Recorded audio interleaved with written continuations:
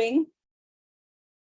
So if you do not want to be seen, make sure you turn off your camera so that you won't be on YouTube. If you want to see Tom up close, if you're not already seeing his screen full screen, go ahead and spotlight him. And I will do the same on my end, or pin him, I guess, as a viewer.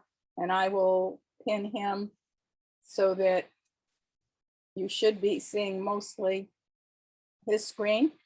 And make sure your volume is up so you can hear him. And we'll get going. Use your chat room if you have questions, and I get to monitor the chat room. So forgive me if I am a little delayed in getting your question, but I will get it to Tom. Tom, it's all yours. Okay, first I want to thank Belinda for all your help with my YouTube video and this trunk show presentation. You really are a computer wizard. I got started in wood turning in 1980 when Allie's dad gave me a used wood lathe for my birthday. With this small lathe, I was introduced to the world of wood turning. Like a lot of wood turners, I'm self-taught.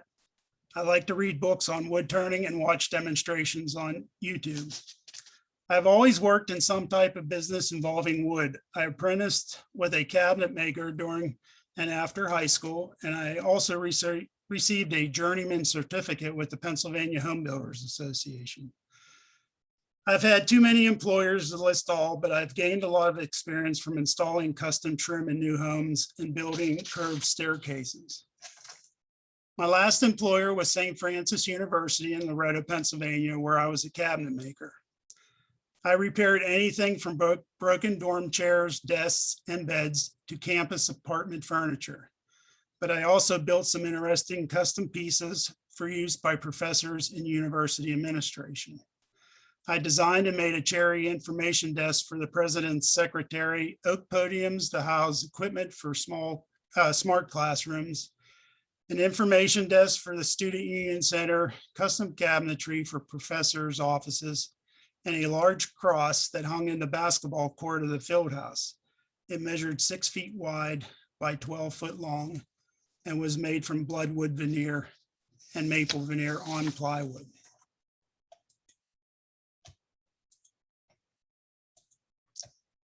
In 1987, Ellie and I built our log house. Rather than use a kit, I drew up the plans and all the corners and window openings were cut by hand. Ellie's lace addition was added in 2011 on the back of the house. It's a sunroom. She loves all the natural light coming in all the windows to make lace by. In 2003, I built my wood shop. Ellie told me not to make it bigger than our house. I designed it to be the same size as our house. It was just as important.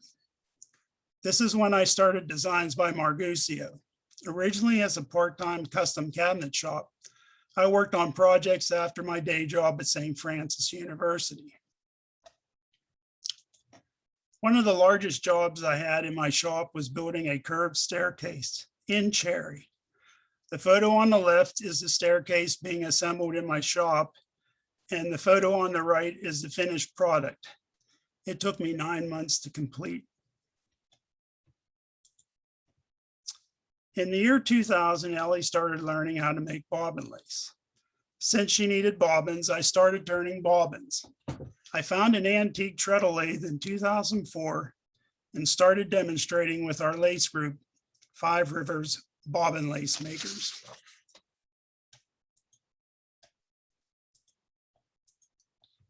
Ellie was teaching beginner lace for the Bottleworks Ethnic Center in Johnstown, Pennsylvania, and an artistic director encouraged her to apply for a grant from the Pennsylvania Council on the Arts. She was awarded the grant in 2007, and that's how her journey started into the world of Idria lace. After Ellie completed her studies in Idria, Slovenia in 2008, she was asked to make a bottle with Idria lace on it to be auctioned off for a fundraiser for the Ethnic Center, a former bottling company for knee-high soda. I turned the bottle / face from applewood and she applied her lace to it. My first experience as a lace vendor was at the I.O.L.I convention in Bethesda, Maryland in 2011. At this convention, I only sold bobbins. I started selling Idria thread at the 2012 I.O.L.I convention in St. Paul, Minnesota. It wasn't until 2013 that I started making and selling pillows and stands. Here is a display I use at the convention to show all our threads. We sell number 30 cotton in 42 colors, 9 metallics. We sell large spools of number 30 cotton in white, ecru, and a beige, number 40 white and ecru, and number 60 God's Child linen in white and ecru. We also carry Ellie's instructional video, an introduction to Idria narrow tape lace techniques. It comes in 2 formats, a DVD format for $50 and a thumb drive for $55. It's 4.5 hours long, and includes techniques, prickings, and instruction sheets. I started carrying the Idria lace school books to complement Ellie's video. So the book on the left is the first book. It's for beginners, and it has practice skills and patterns in it. And then book number 2 in the middle complements book number 1. And then book number 3 on the right builds on books 1 and 2 skills. This is our pillow we make, the bolster pillow. It's made from sawdust that is packed tightly into the pillow. When I first started making the pillows, Ellie sewed a tube and I filled it with sawdust and pounded it with a big dowel rod. And I thought I had the pillow nice and shapely and tight. And when I took it in to show her, she said, nope, there's a dent in the side. So I had to empty the pillow out. That's when I realized that I needed something harder to pound than just a dowel rod. So then I moved on to an air chisel with a hammerhead on it. And I started putting the sawdust in, and then I would lay a plywood disc inside the pillow and use the air chisel to pound the sawdust down. That started working fine until one day Ellie was pulling pins out of her pattern she was working on, and sawdust started coming back out through. So that was a no-no. So then I decided what I do now is when I empty my dust collector with sawdust, I separate the dust from the shavings. So one can I have all the dust in, and the other can I have the shavings. And then I take a coffee grinder I found works best for me, and I regrind the wood shavings. And also I can find little hard pieces of wood in there that would interfere with putting a pin through. So I take them out. And then once I have a bucket full of shavings, I remix sawdust in. I have a little formula. I put so many scoops of shavings and so many scoops of sawdust. And then I still use the air chisel with the wood disc to pack it solid. And once I have one end cinched, I turn the pillow over, open up the other end, and I turn a dowel rod with a sharp point on it and pound that into the center of the pillow. And then I cinch the other end tight. Then I usually roll it on a metal surface to even out the pillow, the sawdust in the pillow, clean off all the exterior sawdust, and I take it in and give it to Ellie, and she sews the outer cover. And that's what you're seeing there, the pillow with the outer cover. It's traditionally made from 100% cotton quilting fabric. And in Slovenia, all the pillows have some type of pattern on. So this pillow has a pattern with birds and flowers.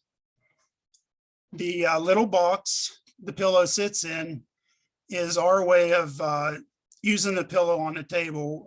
We haven't found a good basket to buy in the United States. I tried and failed, so I just came up with this little box. So you can either have the pillow leaning inside the box, or it can sit across the box, but it's made for on top of a like a tea table. And they cut the little boxes I make usually out of cherry and what other woods I have in the shop. Right now I have some catalpa, so I'm going to make some more boxes out of catalpa, and I usually stain the catalpa with like a walnut stain.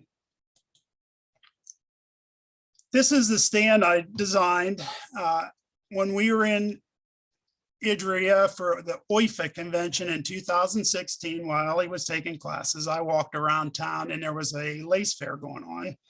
And a gentleman had a stand. It was a little different from this. He had a large disc at the bottom.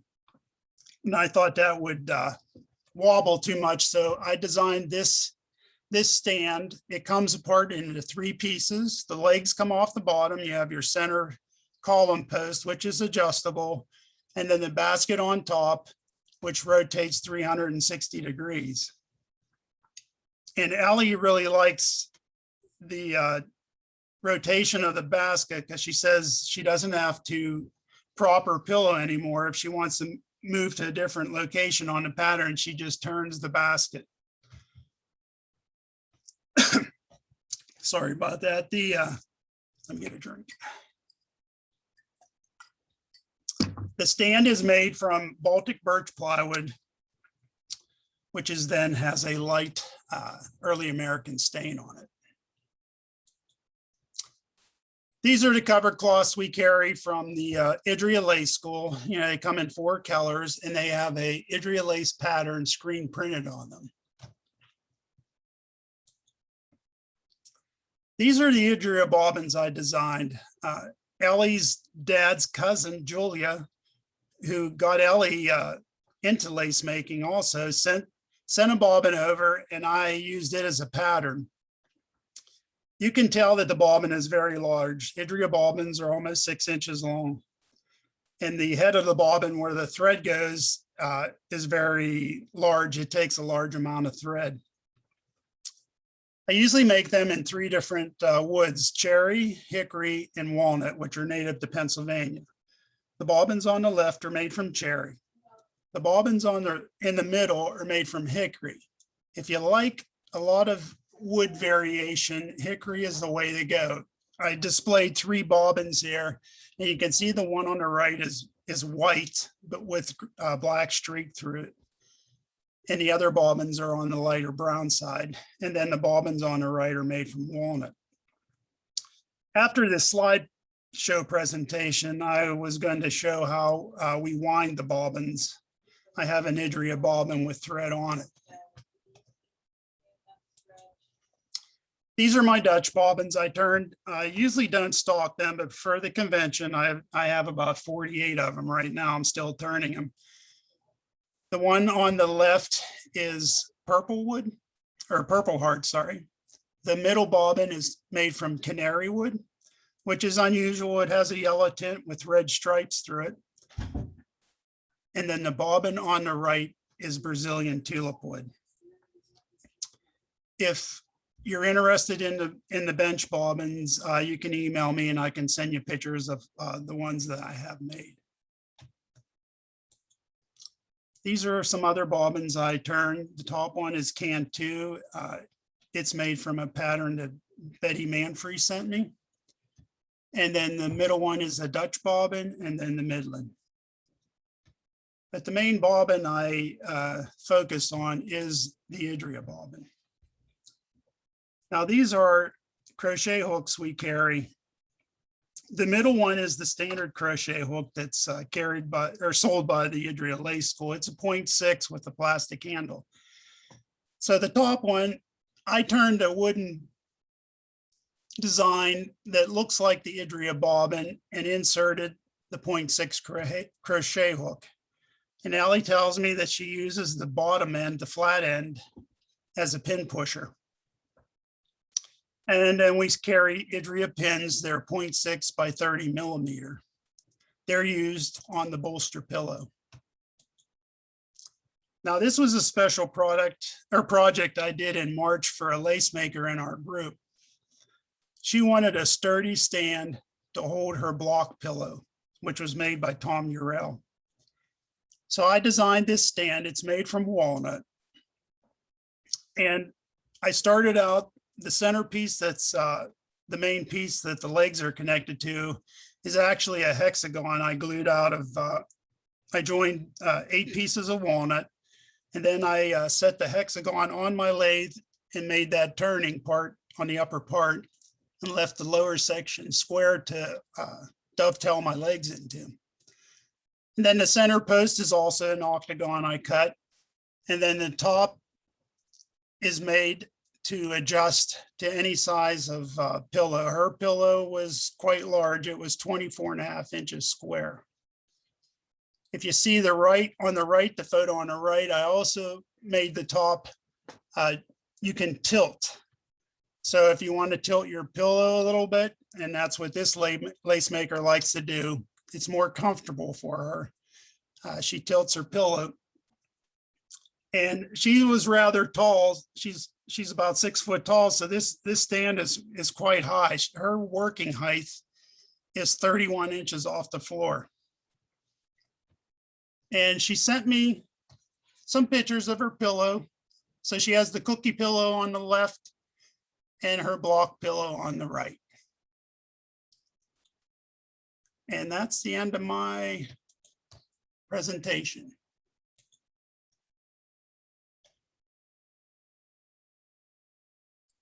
That was really, really nice, Tom. Thanks. If anybody has any questions, please feel free to share them with Tom, and he'd be happy to answer them. I think everybody's tired, Tom. It's been a week and a half. I have a question, and it may not be your bobbins. Mm-hmm. Hopefully, maybe someone will remember where they came from. If you don't, I was at a convention in Indianapolis, I believe is where I saw these, and someone had made like large bobbins, bigger than even 6 inches for yarn.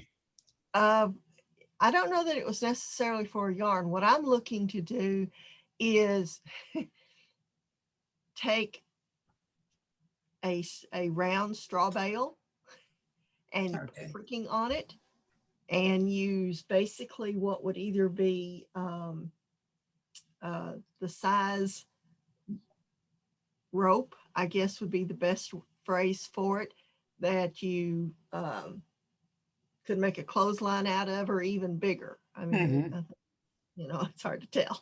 It's pretty good size. So I need something fairly good size. I made one out of a dowel rod and a couple of discs, but it's not balanced well for the thread. And I was just curious if anyone remembered seeing those bobbins and who might have made them. Yeah, I don't remember. No. I was at Indianapolis. Was it in a shop with a lot of things, or was it with a shop with just a bobbin maker? Do you remember? Well, it's easy. It's kind of easy to, I've only been to 2 conventions in person. One was in Bethesda and one was in Indianapolis. So it had to have been at one of those, just as a display in the vendor room. And I want to say maybe 12 inches long. You know, but maybe more important, the question is, can he make something like that for you? I could, if you made like a drawing, something sketch, tell me with a length. Okay. What kind of diameter you want, you know, like, are you talking like 1.5 inches in diameter, maybe even bigger? No, I can vouch for Tom that he's made a lot of good custom orders and the people are very happy with them. No complaints from anybody. They're all very happy with working with Tom. So if he's not willing to do it, it's probably because he's got way too many, but he's definitely, if he takes it on, he's great. Yeah, something like that I could probably help you with. Okay. Don is asking, how much was the walnut stand? Well, I actually got two. I'm making two right now.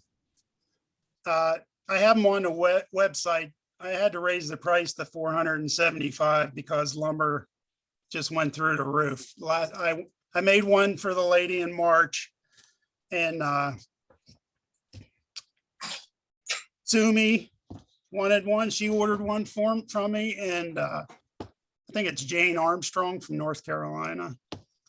So I charged them 400. But when I went to buy the lumber, the guy told me that I had to pay a higher price. That's why I raised it. I mean, if you've gone to the Lowe's to get a 2x4, it's outrageous. It's almost $10 for a 2x4. So, but yeah, I raised it to 475, and I can make it in another. It doesn't have to be walnut. So that answers a question further down. Someone says, do you have any plans to make the pillow stand in a less expensive version? So you do have plans. Well, not really. I just said I can make them out of a different species of wood. Most wood is expensive. Like that stand would have to be made out of a hardwood. And typically cherry, maple, or walnut. And it's still an expensive wood. And a number of people are saying beautiful work, true craftsmanship, awesome. Andrea says, I have a number of his objects and they are true treasures.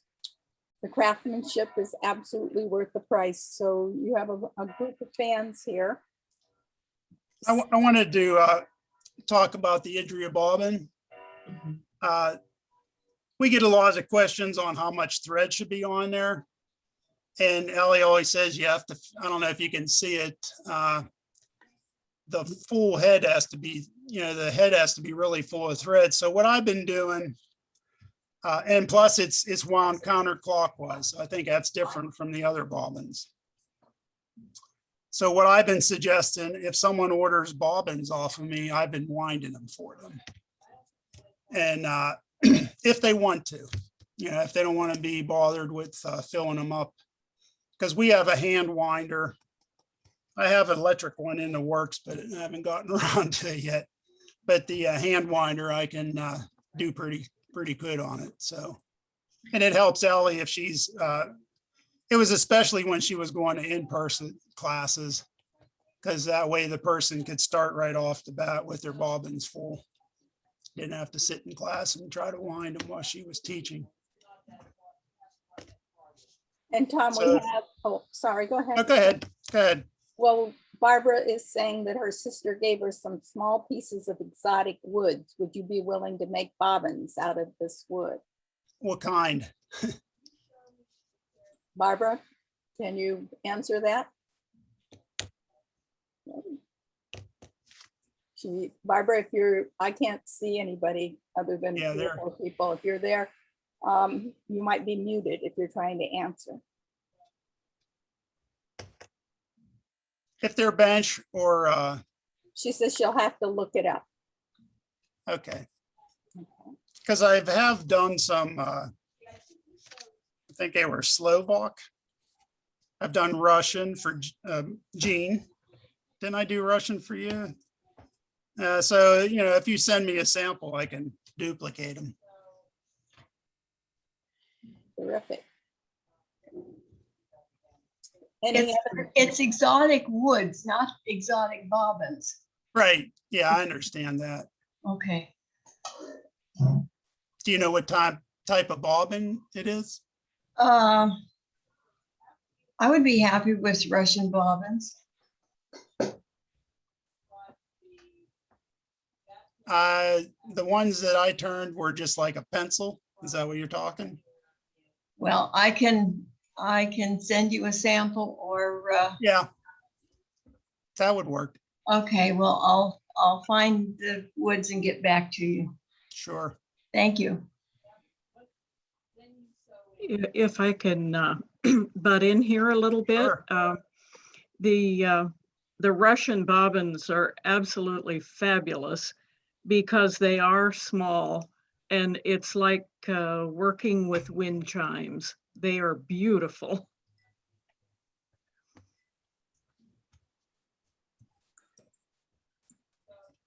So Tom, you treated me and showed me the cover for your pillows. Were you going to share that? Yeah, this is how we start out. It's a big sleeve. I'll put it on my arm. And then the ends are, I found I had to put masonry cord through the ends because as I was tightening and cinching the ends, I kept snapping the cotton thread. So this is like a 13-pound test. It takes a lot of force to tighten that up. I just keep spinning it. I feed the cord through like a dowel rod with 2 holes. And then I just keep winding it and pounding it with a hammer. It takes probably a good 45 minutes for me to actually stuff the pillow and get it complete. There's a lot of work. Ellie has to, I usually cut out the material. Then she sews up the sleeves. And then we found out that at first we started making outer covers. She would just sew a bunch of them up. And one time we went to it was a small, she was teaching in New England. And here the covers were smaller than the pillow. I had trouble getting the covers on. So now we just, when someone orders a pillow, through the website, I'll send them pictures of some samples. We ask them, what colors do they like? Do they like purples, blues, reds? And then Ellie will pick out some of the patterns she has in those colors and we send that to them. And then they can pick, what outer cover they want, what material, and then she'll actually custom sew the cover to the pillow. That way we know it's going to fit right. And then people can take the outer cover off if they want to wash it. Then you can't take this tube apart or you'll have sawdust. It'll blow. It's packed in there so tight. We do want to say we appreciate all your time and customer service. We know it takes a lot of time to do these things and you cannot be charging us what you're really worth per hour. So it really is a labor of love and we appreciate your labor. Well, thanks. I think of myself as I'm support system for Ellie. So, when she started teaching I.O.L.I, we couldn't find a vendor that wanted to sell the thread. It's a big expense. So I said, well, let's just try to do it. So that's how we jumped into selling the thread. And then there was a lady in Lancaster. She was actually from Slovenia that made the pillows that I think she actually retired from it. And that's when I took over. And I just made a big one for Beverly Davis. It was a monster. She wanted a large pillow, a bolster pillow it was 10 inches in diameter. And she wanted an 18-inch flat surface to work on. So the pillow ended up being almost 24 inches long. And usually when I, stuff this tube, it takes about a 5-gallon bucket of sawdust, my sawdust mixture. That pillow I did for her took 4 or 5-gallon buckets and it weighed 18 pounds. It's a monster. Wow. So Tom, Barbara did this to me on purpose so that you all can laugh while I try to pronounce these woods. So she says the woods that she has are yellow heart. Is it Gabon ebony? Okay. Tynan burl, Thnya, burl, Paduke, snakewood, pink ivory, padlocks, and rubinga. I don't know all the woods either, but yeah, I can turn them. So that was a test to see how badly I could say them, I'm sure. So do we have any other questions or comments for Tom? I'm not seeing anybody or hearing anybody. Well, You know, Tom, I want to say how nice his bobbins feel in our hands too, and they Thanks. really do, and they sound so wonderful hitting together. Really, you know, they are music to people's ears. Thank you. and we really enjoyed your presentation. So thank you for taking the Thanks. time to share with us. Mhm. And if you want to chat with Tom individually here on Zoom, he said he'd stay on as long as you want to chat with him. So thank you all for attending. And Thanks a Maria lot. just brought up a point. So may I ask another question? Or do you? Maria brought up the point that they feel beautiful. How do you finish them, Tom? Are they Well- oil or what? No, all my bobbins, I turn them and I sand them. I usually start with about 220 sandpaper. I apply a thin coat of, it's called CA glue or, super glue. It dries very fast, so it seals the wood. Then after I sand that, I apply a coat of lacquer sander sealer. So I buff that off and then I use a synthetic steel wool to smooth that out. And then I use a product called, it's like a wood rubbing compound. It's made for the lathe and I can't think of the name of it now. It's called Ultra Sheen. So I put a coat of that on and, while the bobbin is turning and I buff that off with a clean rag. And then I use the final product. It's called Ultra Shine, which is, it's a mixture of shellac and carnauba wax. And it's like a friction polish also. And I buff that off. And I turn my bobbins a little different, I think, than most people, because I cut the head, after I shape the bobbin and I finish the main body, I cut the head away. So the bobbin's just like spinning in space. It's still attached to my lathe at the backs, I use a 4-jaw chuck to hold the wood in. But I gently hold the bobbin in my hand where the thread goes, and then I finish the head too. So I do the same process for the head. I sand it with 220, put a little bit of super glue on to fill all the little nicks and cracks. And then I use the lacquer, the wood, the Ultra Sheen, and then the final wood polish on there. And then I go to the backside and cut the bobbin off. So the head is always finished the same as the rest of the body. And then at the bottom of the bobbin is, once it's taken off the lathe, then I just do a little hand sanding back there and put some finish on. And then after I have them off the lathe, I go and buff them with, I put carnauba wax on a little buffing wheel. So I do a quick buff on that to give it an extra shine. Thank you. it's And I long think that process. also gives, thank you, Guy. I think that also gives people a reason of why your price is so worth it. So thank you. Mhm. Thanks. And how many bobbins do you think you can generate, like in let's say a 4-hour period? Because I'm sure I nobody. average about, it takes me about 20 minutes a bobbin. Give or take if something doesn't go wrong. Sometimes something goes wrong and I got to repair something, or I found a nick I missed. So it's about 20 minutes. So about But a that's- dozen bobbins in a 4-hour period. So that's, Yeah. that's a lot of work. But that's just the turning, isn't it? Or is that the No, complete? that's the complete finishing. Cool. Thank you. And now we got a little puppy, so that I usually been getting up earlier than the dog and trying to turn a few bobbins before she gets up. And where's the puppy now? We didn't get to see the puppy. I Oh, you forgot. want to see the puppy? I have her downstairs, but I could bring her up. Oh, let's see the puppy. Okay, Wow. I'll go get her. I mean, everyone wants to see a puppy. I can't have one in my house. I may as well see it. Yeah. Sure. It's good to see Yeah. all your faces. Are you all having a good time? Give a thumbs up if you're having a good time on your screen, if you know how to do it. Yeah. Yeah, look at all those thumbs up. Yeah. Yes. Been a lot of work, and Belinda deserves a big round of applause. Yes. Yes. You're making my head swell, all of your good emails and your compliments. So enough.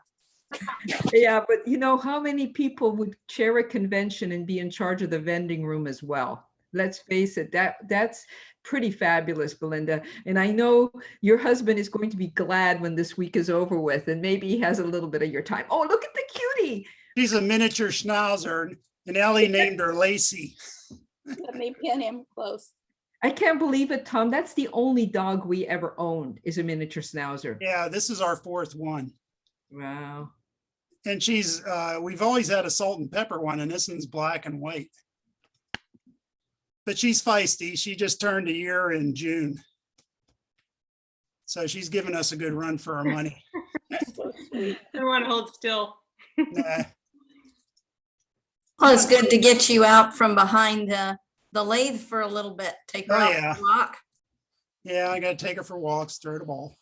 Somebody needs to take a shot of this that we can put it, you know, one thing we didn't do with this is to have a picture show for, you know, we normally at our conventions have a CD with pictures, but this would be a cool shot to share somehow, at least back with him anyway. You're the star of the show, Right. the dog. No, And she's thank you. named Lacey for Lace. Yes. That's cute. That's cute. Say bye. Whoops.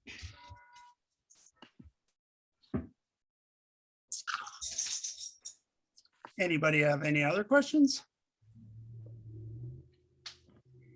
Hey, Tom, on the bolster floor stand, Mhm. how long does it take you to make one of those to get it finished and ready for shipping?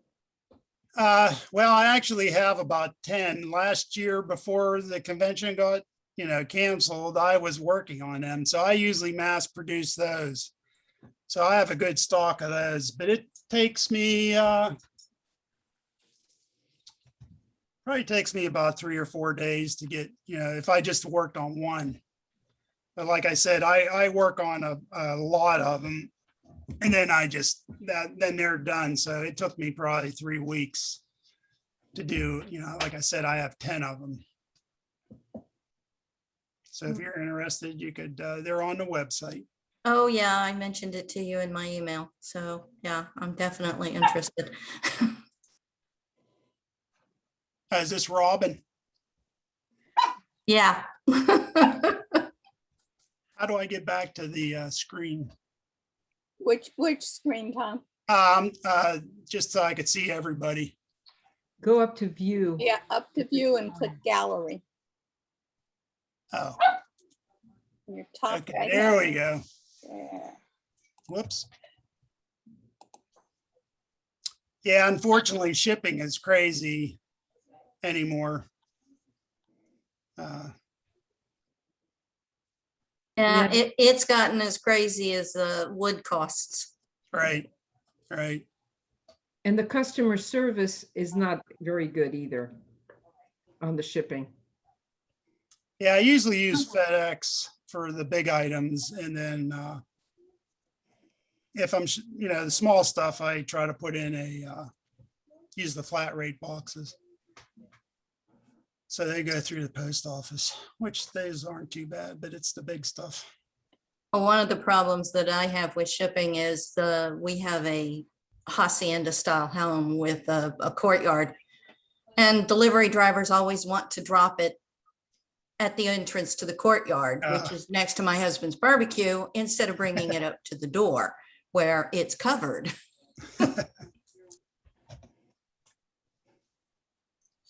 So Luana, you wanted to say something? I see you're now unmuted. Are you? We can't hear you, or I can't hear you. She looks I unmuted. can't hear. No, we can't Yeah, hear her. she's unmuted. So, yeah. So Luana, if you have a question for Tom, put it in the chat room and I'll read it to him. So, because we can't hear you, but we can see you trying to talk. This technology is the pit sometimes, you know? But those of you that came to the annual meeting, we survived. I hope you all made it to the annual meeting and we did good. We got many more than we needed for the quorum. And I'm so proud of us for all the, I mean, it's such a big team that made this happen. So we really are grateful for you guys to come on and for all the people that worked hard at making sure that all the background was done right. Well, and the funny thing, as far as I'm concerned about this whole thing, is if you look at the committee, which by the way is spectacular, we all are kind of muddling, learning this technology. So it's not like any of us stepped forward and went, oh, I'm really good at this. So I'm a 30-year veteran of the computer industry, both hardware and software technician, and I am amazed at what you guys have put together here. It's amazing. well, we Robin, kind I of put are a your little name amazed down. at I ourselves. will contact you for backup.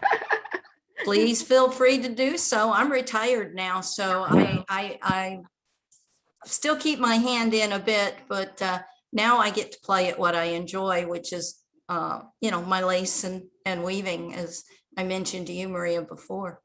Robin, where were you 6 months ago? Taking care of my baby sister who passed away in March. Oh, sorry to hear that. Like I said, I'm only just now getting to the point. I've been retired for 7 years, but now I'm able to actually play. And what's nice is I can actually afford to play. Well, as much as we'd love to have you working with us on any future events, it probably was a good thing you weren't with us on this time, because you would have laughed hysterically at every one of our meetings at our ignorance. So. Oh, I doubt that. Everybody's got to learn at some point. And anyone that says that nobody can learn technology, or that specifically older women have difficulty with it, have a lot to learn. Yeah. Well, Tom, I'm looking forward to the package, which I know you'll be sending me soon. And Right, I'll I'm get it getting tomorrow. another order ready as we speak, actually. Okay, thanks. Yeah, I'll get your thread out tomorrow. It'll go in the mail tomorrow.